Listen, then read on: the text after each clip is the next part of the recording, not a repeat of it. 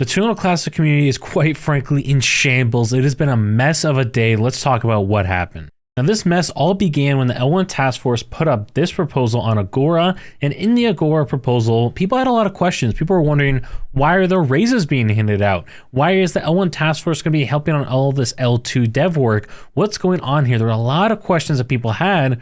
But at the end of the day, the community felt like the L1 task force wasn't listening because this proposal ended up getting pushed onto Agora just a couple days later. So the community only had, in this situation, we could see there was 6 days ago is when the Agora post went up, and then it went live on Terra Station 3 days ago. So the community had 3 days for feedback, and it seemed like none of that feedback was listened to. None of the community's questions were really being answered. The proposal was just being thrown up. This, of course, led to people being upset. They felt unheard. They felt like the L1 task force was not listening to them.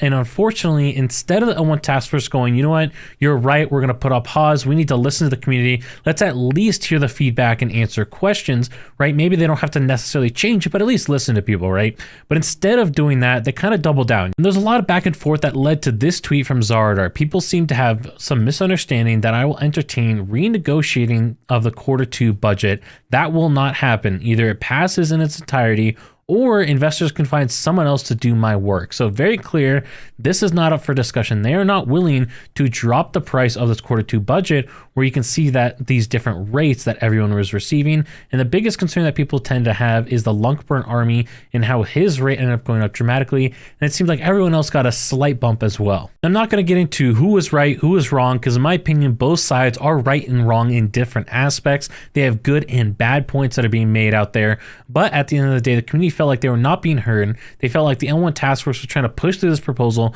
without listening to any feedback or being willing to discuss it even. This, of course, caused some people to be upset. You can see Mr. Diamond Hands here said, unfortunate here that you're not willing to renegotiate the budget for the proposal. And this ended up leading to people like Diamond Hands and others actually being blocked by Zardar. As you can see on his Twitter post, we scroll down, he got blocked by Zardar, and so did many other people, which of course just made things spiral even further out of control. Demon Monkey then came out and started accusing LUNC Army of embezzling funds, which is a jailable offense as highlighted by LUNC Army right here, as well as misappropriation or mismanagement of funds. And Demon Monkey showed the screenshot of his conversation with LUNC Army, where LUNC Army showed a screenshot with his partner Sam. Now this ended up being part of the Unity Development Fund, or UDT. They had some applications. In this case, it was a lending protocol, I believe. And essentially what happened is LUNC Army was supposed to be paying the developer, ended up spending one of his partner's money to pay the developer instead of having the money split across all the partners, which caused some frustration and it created a whole mess of drama. And in addition to LUNC Army being accused of embezzling funds, Zardar blocking members of the community,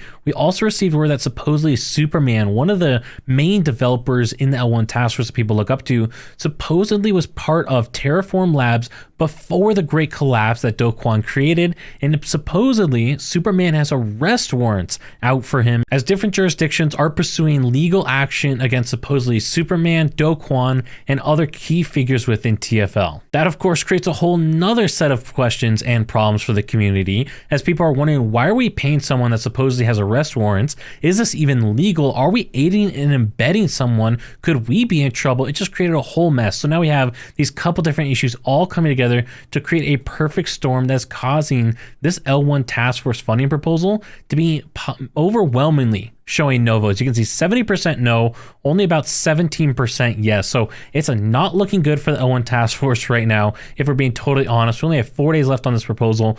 We'll see how things end at the end of the day, but it's going to be a rough one. If this passes, it is going to be extremely close, and I think it's leaning in favor of this proposal not passing. And so, of course, this has just been an absolute mess with all of these different things coming out over the past couple hours. Every single time I've tried to make this video, there's some other major bombshell that seems to be dropping, but we have some good news for the Terra Luna Classic community. You can see our price is up on the day. We are going up. People are not totally panicking, although there's definitely some panic that's occurring in the community, as we might not have any developers going into Q2, but we are continuing to see developments in the Terra Luna Classic burns. You can see Cremation Coin announced earlier this morning they're going to be doing an Ethereum Fair launch to try and support even more Terra Luna Classic burns. As always, make sure you guys do your own due diligence. Make sure you do your own research before investing into anything.